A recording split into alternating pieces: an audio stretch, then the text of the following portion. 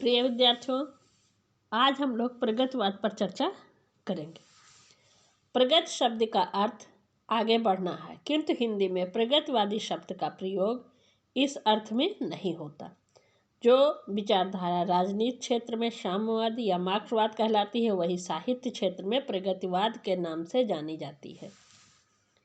इस प्रकार हम कह सकते हैं कि साम्यवादी विचारधारा के अनुरूप लिखी गई कविता प्रगतिवादी कविता है। साम्यवादी विचारधारा के आधार पर समाज को दो वर्गों में बांटा जा सकता है, शोषक वर्ग, शोषित वर्ग। पहला शोषक वर्ग। शोषक वर्ग के अंतर्गत वे पूंजीपति, मिल मालिक, उद्योगपति और जमींदार आते हैं, जो गरीबों और मजदूरों का शोषण करते हैं। दूसरा शोषित वर्ग। शोषित वर्ग के अंतर्गत गरीब, मजदूर, किसान और श्रमिक आते हैं, जिनका शोषण किया जाता है। प्रगतिवाद का संबंध मार्क्सवादी आंदोलन से है। इस आंदोलन का प्रवर्तन अंतर्राष्ट्रीय स्तर पर पाश्चात्य देशों में से हुआ था। सन 1935 ईस्वी में पेरिस में प्रगतिवाद अर्थात प्रगतिशील लेखक संघ की स्थापना हुई थी। सन 1936 में लखनऊ में भारतीय प्रगतिशील लेखक संघ का पहला अधिवेशन हुआ, जिसकी अध्यक्षता प्रेमचंद्र ने किया। 1938 में डॉक्टर रविन्द्रनाथ टैगोर ने भी अध्यक्ष के रूप में प्रगतिशीलता की व्याख्या की। प्रगतिवादी कवि एवं रचनाएं। कवि रचना: नागार्जुन, युगधारा, सतरंगे पंखों वाली, प्यासी पथराई आंखें। केदारनाथ अग्रवाल, युगगंगा, नींद के बादल, फूल नहीं रंग बोलते हैं।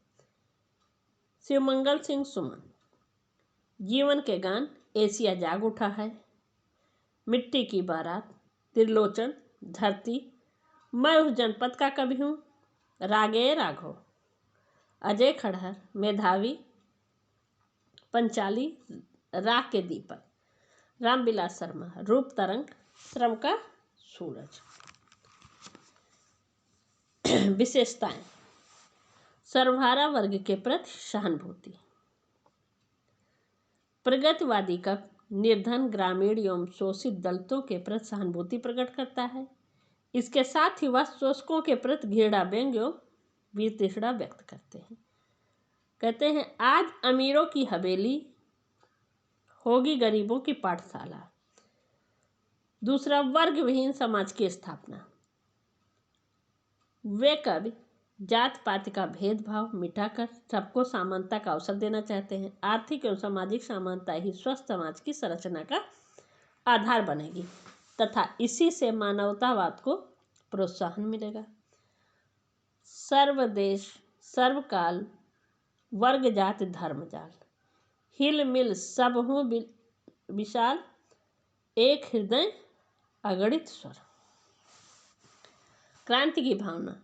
शोषक एवं शोषित वर्ग में विभाजित इस समाज में कवि जब एक ओर से वैभव विलासता देखता और दूसरी ओर करुणा क्रंदन एवं चित्कार, तो उसका हृदय दीनों के प्रति विकल विह्वल हो उठता है। वह पूंजीपतियों के प्रति आक्रोश से भर जाता है और उन्हें नष्ट करने का आह्वान करने लगता है।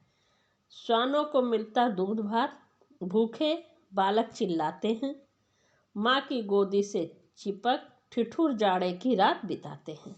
यथार्थवादी चेतना।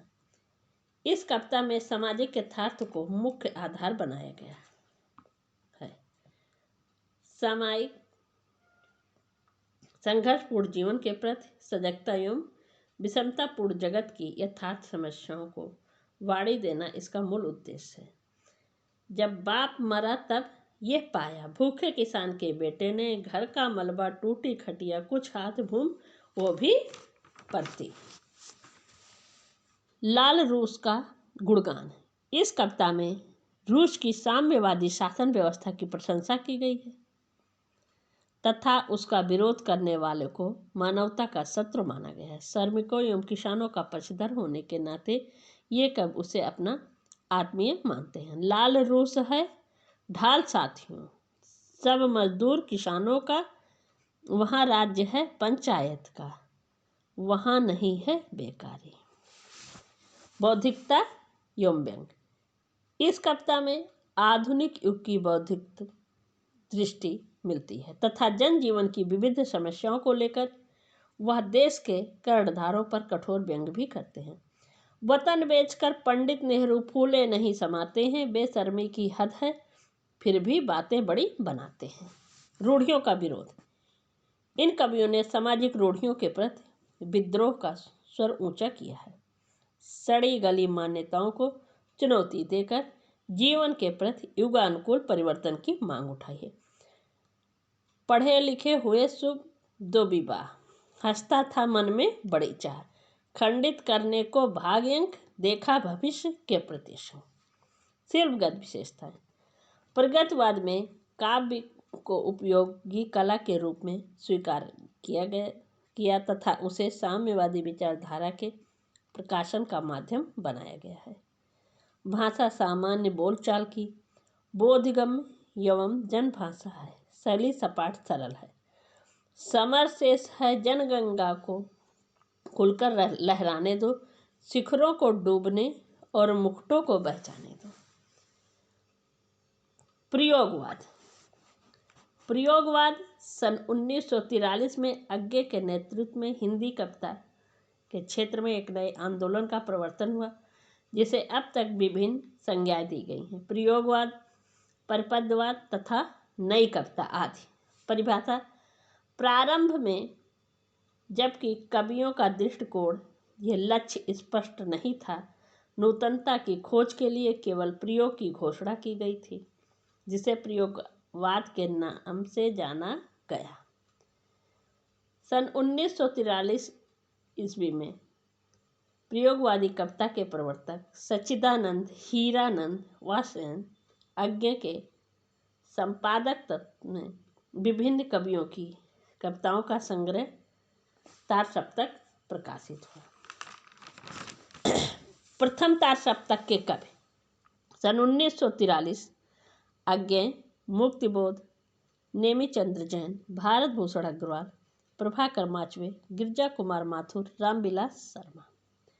दूसरे तार सप्तक 1951 भवानी शंकर मिश्र, शकुंतला माथुर, हीरा नारायण, हरि नारायण व्यास, शमशेर बहादुर, नरेश कुमार मेहता, रघुवीर सहाय, धर्मवीर भारती।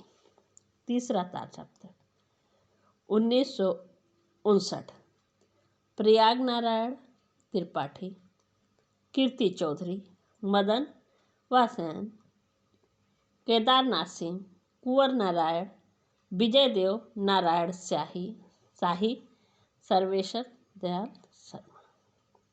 चौथा सप्तक 1979 अवधेश कुमार, राजकुमार कुंभस, स्वदेश भारती, नंद किशोर आचार्य, सुमन राजे, श्री राम वर्मा, राजेंद्र किशोर। प्रमुख कवियों रचनाएं। अज्ञे, हरी घास पर क्षण भर, आंगन के पार द्वार, कितनी नावों में कितनी बार, इत्यादि।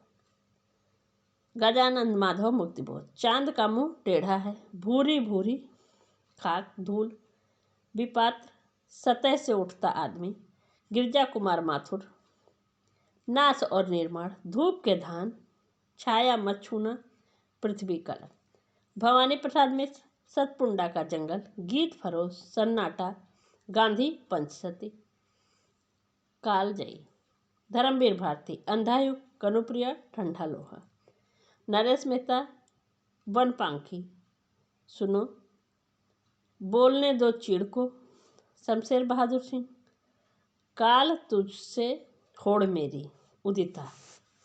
विशेषताएं। पहला, समसामयिक की अभिव्यक्ति। प्रयोगवादी कवि अतीत के सहारे नहीं जीवित रहना चाहता, अपितु वर्तमान के प्रति उसमें आस्था है। क्या अनागत का हिमालय बुझा पाएगी तुम्हारी प्यास। लघु मानव की प्रतिष्ठा।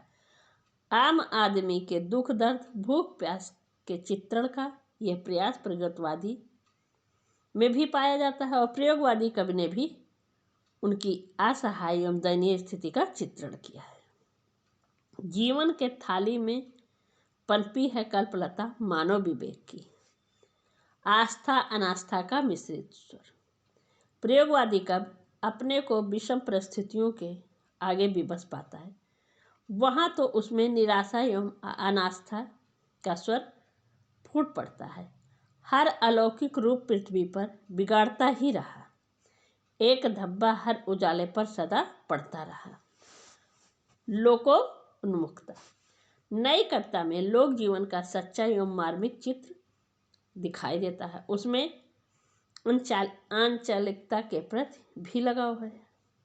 याद आता मुझे अपनी तरवनी ग्राम, याद आती लीचियां व्यायाम। क्षणवाद में आस्था। प्रयोगवादी कवि की दृष्टि क्षणवादी है। जीवन का प्रत्येक क्षण महत्वपूर्ण है, वह उसे पूरा पूरा जीना चाहता है। मान लो कि तन्मयता के वे गहरे क्षण रंगे हुए अर्थहीन आकर्षण शब्द थे। अव्यंजना शक्ति। शिल्प सौंदर्य की दृष्टि से नए कवियों में अनेक विविध नवीनता प्राप्त होती है। उन्होंने पुराने शब्दों को तराश कर उनमें नया अर्थ भरा है। मैंने देखा मेनका अस्पताल में नर्स हो गई है और विश्वामित्र ट्यूशन कर रहे हैं। अलंकार विधान। नई कविता में पुराने उपमान अप्रस्तुत को त्याग कर नए उपमानों को प्रयुक्त किया गया है।